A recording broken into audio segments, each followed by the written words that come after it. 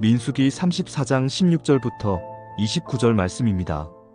주님께서 모세에게 말씀하셨다. 너희에게 유산으로 땅을 나누어 줄 사람들의 이름은 제사장 엘르아살과 눈의 아들 여호수아이다. 너희는 또 땅을 유산으로 나누어 줄 사람을 지파마다 한 사람씩 대표로 뽑아라. 다음은 그 사람들의 명단이다. 유다 지파에서는 여분네의 아들 갈렙이요, 시므온 지파에서는 암미웃의 아들 스무엘이요, 베냐민 지파에서는 기슬론의 아들 엘리다시요, 단 자손 지파에서는 요글리의 아들 붓기 족장이요, 요셉 자손 가운데 므낫세 자손의 지파에서는 에봇의 아들 한니엘 족장이요, 에브라임 자손의 지파에서는 십단의 아들 그무엘 족장이요, 스불론 자손의 지파에서는 바르낙의 아들 엘리사반 족장이요, 이사갈 자손 지파에서는 아산의 아들 발디엘 족장이요, 아셀 자손의 지파에서는 슬로미의 아들 아이우 족장이요, 납달리 자손의 지파에서는 암미웃의 아들 후다엘 족장이다. 이들은 가나안 땅에서 이스라엘 자손에게 유산을 나누어 주도록 주님께 명령을 받은 이들이다. 주님께서 다시 모세에게 말씀하십니다. 땅 분배를 실질적으로 준비하고 이끌 지도자를 세우시는 것이죠. 두 사람을 세우는데 대제사장 엘르아살과 눈의 아들 여호수아입니다. 이 두 사람은 각각 아론과 모세를 대신하여 이스라엘 백성을 이끌 최고 지도자였습니다. 하나님께서는 이 두 사람이 땅 분배를 주관하라고 말씀하십니다. 그리고 각 지파의 지도자를 또한 세우도록 하십니다. 그들은 자신의 지파 몫으로 할당된 땅을 받을 사람들이고 그 땅에서 지파들을 다시 이끌어야 하는 사람들이었습니다. 우리에게는 아마 이 목록 중에서 유다 지파의 갈렙이 가장 익숙한 사람일 것 같습니다. 그런데 본문 29절을 보니까 이들은 주님께 명령을 받은 이들이다 라고 말씀하십니다. 그러니까 하나님께서는 이 일을 위해 이들에게 권위를 부여하셨습니다. 아마 이들은 이미도 각 지파에서 지도자로 받아들여졌을 인물일 것입니다.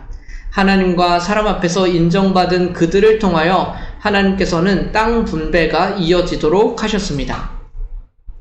우리는 하나님께서 이처럼 사람을 들어서 사용하신다는 것을 볼 수 있습니다. 하나님께서는 모든 것을 직접 말씀하시고 이루시지 않으십니다. 늘 모세를 통하여 말씀하시거나 다른 지도자들을 통해서 일하십니다. 사실 우리에게는 하나님께서 직접 말씀하시고 일하시면 더 편하고 깔끔했을 텐데 아쉬운 부분일 수도 있습니다. 굳이 이 땅 분배의 작업도 각 사람들에게 직접 말씀하셔서 혹은 십계명을 선포하셨을 때처럼 모든 백성들이 들을 수 있는 자리에서 각 지파에게 그 땅을 분배하고 선포했다면 그것이 백성들에게 더 권위 있고 깔끔한 일처리가 되지 않았을까? 그러나 하나님께서는 이 일을 사람을 들어 사용하셔서 이루고자 하십니다. 이처럼 하나님께서는 그가 지으신 사람들에게 더 큰 계획을 품으시는 분이십니다.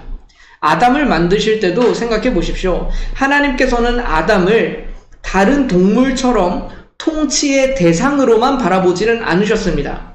물론 아담이라는 인류도 하나님의 통치를 받는 존재임에는 확실하지만 그가 하나님과 함께 자연 만물을 다스리도록 그 명령도 함께 주어진 존재임을 우리는 기억해야 됩니다. 그러니까 인류는, 우리 인간이라는 존재는 하나님의 통치를 받는 것뿐만이 아니라 그 통치를 실현하는 존재이기도 하다. 이것이 문화 명령이라고 알려진 창세기 1장 28절에서 두드러지게 나타납니다. 하나님이 그들에게 복을 베푸셨다. 하나님이 그들에게 말씀하시기를 생육하고 번성하여 땅에 충만하여라. 땅을 정복하여라. 바다의 고기와 공중의 새와 땅 위에서 살아 움직이는 모든 생물을 다스려라 하셨다. 하나님께서는 그의 형상을 따라 지음받은 사람이 하나님의 통치에 함께 하기를 원하셨습니다. 이것이 참으로 감격적인 거예요. 우리는 그리 사실 믿을 만한 존재가 아닙니다. 하나님과 비교해서 능력이 뛰어나다고도 말할 수 없습니다. 그런 우리지만 하나님께서는 함께하는 것을 기뻐하신다. 그래서 통치의 자리로 우리를 부르시는 겁니다. 본문에서도 마찬가지죠. 하나님은 모든 일을 직접 다 하지 않으십니다. 사람을 사용하십니다. 그들을 통하여 자신의 일을 이루시죠. 한 사람을 부르셔서 그의 나라를 다스리도록 하십니다. 우리의 부족함은 상관없이 하나님께서 하시는 통치의 방식입니다. 우리는 때로 기적을 바라고 하나님의 직접적인 통치를 바라기도 합니다. 그것이 우리에게 더없이 편하고 깔끔하다고 생각하기 때문에. 그러나 하나님께서는 우리를 통치의 대상으로만 보지 않으십니다. 형상을 내어주신 동역자로 바라봐 주십니다. 이처럼 우리는 하나님의 기대와 소망을 가진 존재들이기도 하다. 그래서 우리는 여전히 하나님을 힘입어 각자의 일을 하는 사람들입니다. 직장으로, 학업으로, 생업의 현장으로 우리가 나아가는 겁니다. 하나님께서는 직접 병을 치유하실 수도 있으신 분이지만 의사라는 사람을 통하여 그의 일을 하고자 하시기도 하십니다. 하나님의 일에 하나님의 사람들이 사용되기를 기뻐하신다는 것입니다. 우리가 하고 있는 일, 우리가 거하는 삶의 현장이 다 이런 관점에서 이루어진다는 사실을 기억했으면 좋겠습니다. 또 우리 주변의 사람들도 이렇게 바라볼 수 있었으면 좋겠습니다. 우리가 하는 모든 일도 하나님의 영광을 위한 것이며 무엇보다 하나님의 일입니다. 이 세상을 다스리는 작은 부분 하나를 우리에게 허락해 주신 것입니다.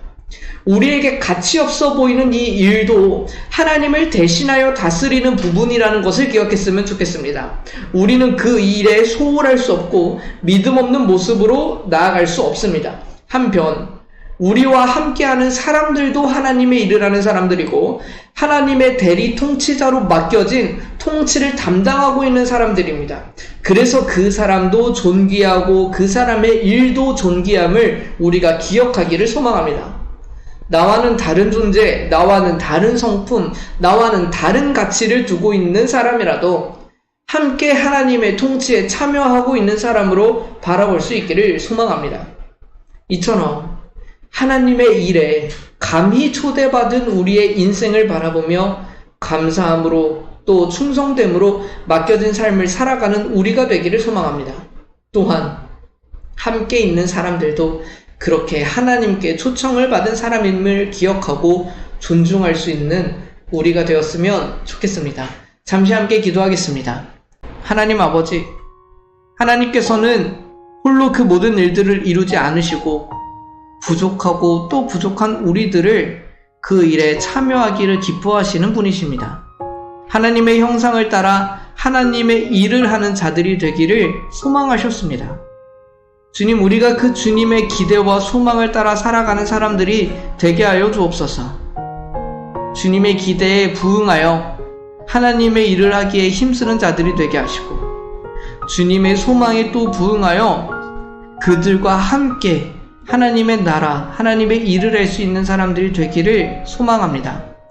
우리가 믿음과 하나님과는 전혀 상관없어 보이는 이 모든 세상을 살아가는 순간들이 사실 하나님의 나라의 통치에 관여하고 있다는 사실을 깨닫게 하시고 그 일이 충성되이 감당할 만한 그런 가치가 있다는 것을 우리가 기억할 수 있게 하여 주옵시고 또 우리 주변에 있는 모든 사람들도 그렇게 하나님 나라 통치에 관여하고 있고 또 어떤 면에서는 앞장서고 있다는 것을 우리가 기억하고 또 존중할 수 있게 되기를 간절히 소원합니다.